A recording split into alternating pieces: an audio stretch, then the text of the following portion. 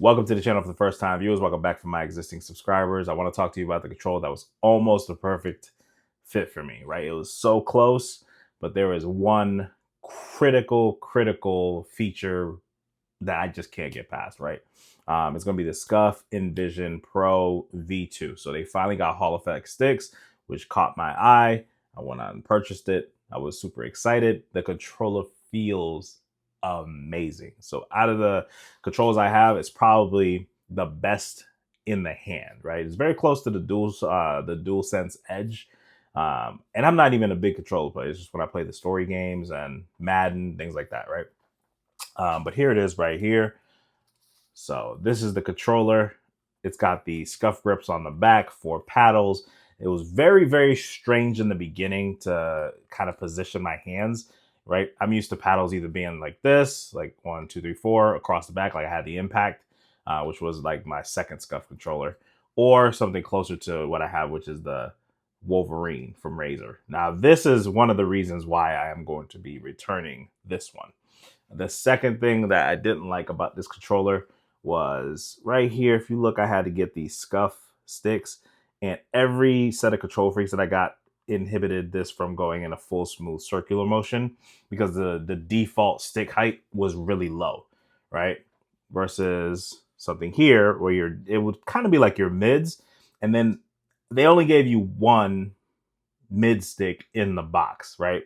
They gave you like a tall and then a concave and a dome, so which I don't know. They should have given you 2 mid concaves like the ones that come with it. But these are just GameStop versions of Control Freaks, and on the Viper Ultimate, it's really good, right? So feels fantastic. It's a nice wide area to press down on the Sprint, and I liked it so much. I got something very similar for the DualSense Edge. Now this is probably, I don't know, man. Sometimes if the battery wasn't so shit, it'd be the best controller I have, but the battery is unacceptable. And I have a buddy who can, replace batteries, do things like that. But I just feel like it really should, last a lot longer. But back to this bad boy here. What I loved about it, again, the grips on the back, the way it feels in your hand, all the technology is really cool. And I was very excited to use these G keys. So like you have all these keys up front, and here's what I was willing to make do with. The big issue and why I'm returning it is the Corsair iCue software. It's dog shit. It's bad. If I could use this controller without ever having iCue or uninstalling iCue fully from the PC, then I would do that, right? So, and you can use it to install, save it on your onboard memory, but I switched to my other PC, which is my test bench. And because iCue wasn't on my test bench PC, none of that mattered. You still needed iCue on the PC. And so what I did, I thought I was being smart, which I wasn't. I went ahead and installed iCue. It kicked immediately as soon as iCue hit the system.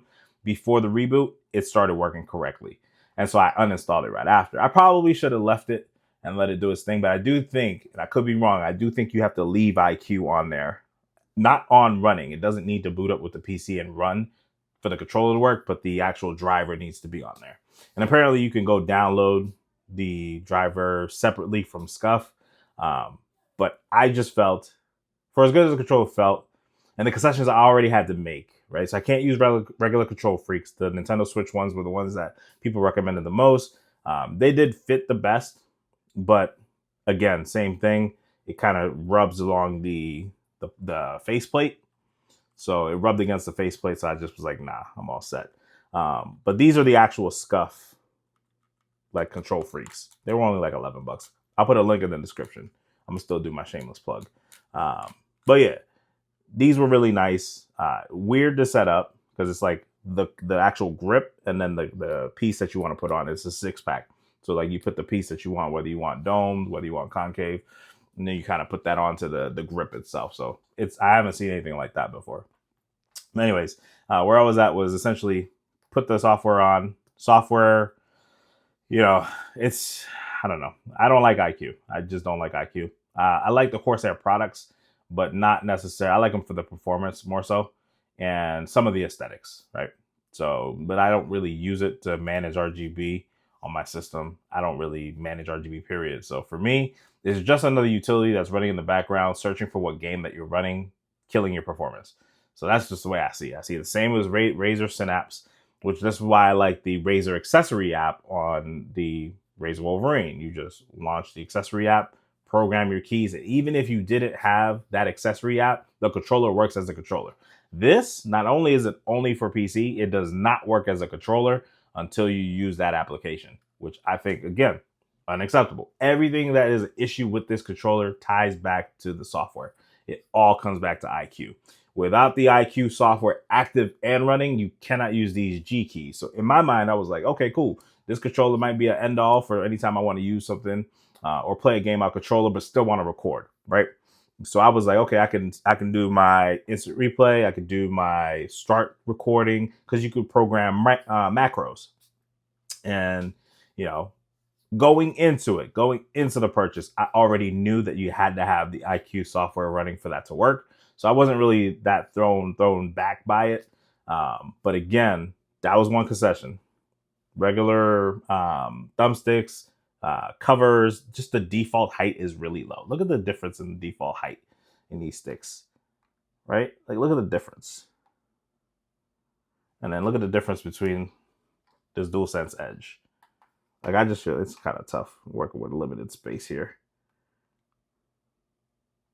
So I just feel like everything else, wherever I make a full circle, I'm not rubbing into the edges of the controller. And then with these caps, I'm not either. So to be fair, you just have to get the right, you know, the SCUF branded ones from Amazon. So these are all the concessions I was, you know, getting ready to make. And as I booted up my test bench today, and I went to go use the controller, it just was, it wasn't worth it to me after that. You know, I was like, oh man, gotta hook it up. Like, the actual physical buttons do not work without the initial setup, even if you have your onboard memory.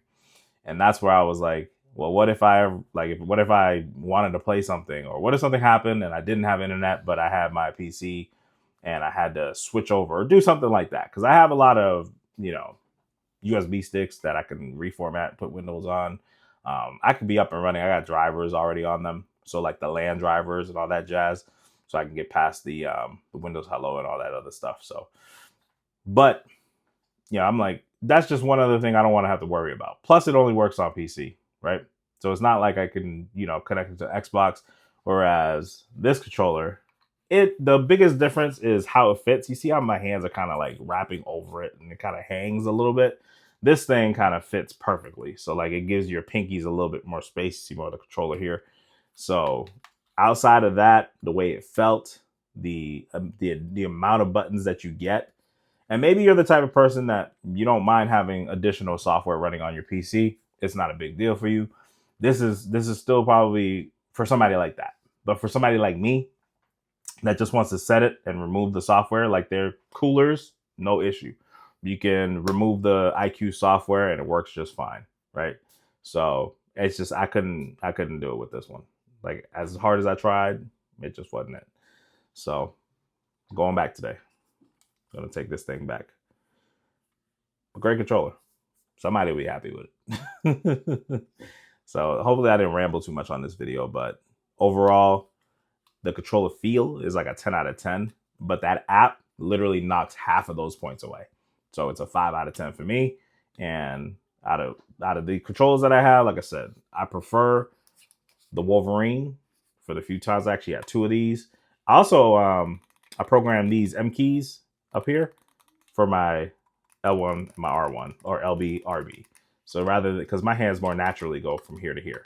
So instead of like reaching across, I just have it right here. So it's just a quick grenade throw, quick whatever I need to throw, like a utility, right? So for me, that's how I prefer to use it. And again, out of the box, you can go ahead and start mapping the keys with some of the keyboard shortcuts. So it already can do all that stuff. I don't need a PC to set this up. That is huge to me. Same with the DualSense Edge.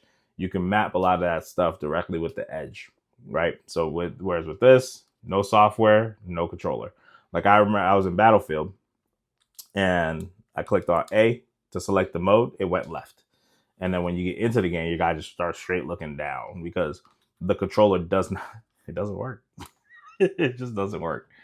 So, but once you get, like, to tell you some positives, you know, when I was playing with it, it was really fun. really snappy. There's a lot more resistance on the sticks, and then I'll wrap it up from here. On the sticks, there's a lot more resistance than it kind of feels like the DualSense Edge as far as the resistance that you get on the joysticks.